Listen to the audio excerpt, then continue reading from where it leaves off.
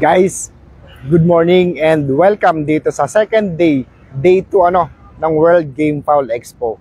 As you can see, andito tayo sa parking area just to inform you na ngayon ko lang natuklasan na marami palang parking dito sa World Game Fowl Expo.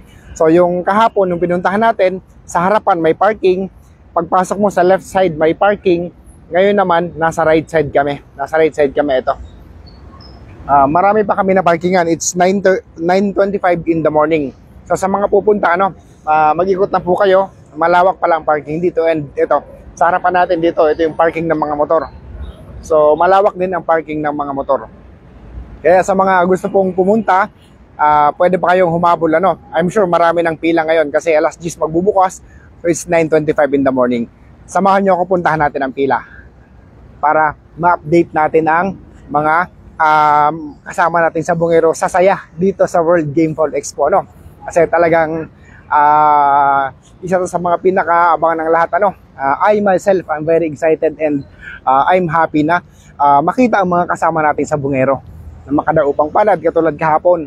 Marami tayong nakita ng mga followers and subscribers natin, and natutuwa ako na malaman na somehow yung pag-vlog natin nakakatulong sa kanila, na i-improve ang quality ng pagmamanok nila. So that's an achievement for me, and that's the fuel for me para ipagpatuloy ang ginagawa ko. So ayun, batiin natin ang mga kasama natin. Ayan. So ito, dito tayo sa canteen area.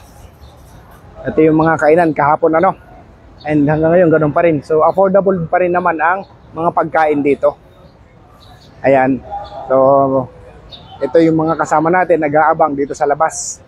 Kung mapapansin nyo dito sa labas, hindi pa gaanong congested. Sa loob, punong-puno na. Sa bilihan ng ticket. Ayan. Silipin natin. Tingnan natin sa loob. Pasok ba tayo? Ayan. Ay, sige po. Ayan. Thank you, sir. Ayan po. So, ayan, tingnan nyo. Congested na sa loob. Punong-puno na ulit. Punong-puno na ang loob, So basically it's 30 minutes before the opening. 30 minutes before the opening. And yet congested na. So how much more maya-maya. So Sabado ngayon walang pasok, kaya nandito ang mga tao talaga, nandito ang ipunan kasama ang pamilya nila. Kasama may mga nakita tayo ng mga magkakamag-anak, kasama ang mga anak nila, asawa, pamilya. So talaga nakakatuwa. So papunta na tayo sa likod, papunta na tayo sa booth natin So ayan, it's 9:27. Ayan. Marami pang nagsisipagdatingan Marami pang nagsisipagdatingan. It's just 9:27. So 33 minutes more bago ang bukas ng gate. So sa bilihan ng tickets, pila na sila bukas na. Tingnan nyo, ayan, dami na nakapila sa loob sa bilihan ng tickets. Ayan, tingnan natin.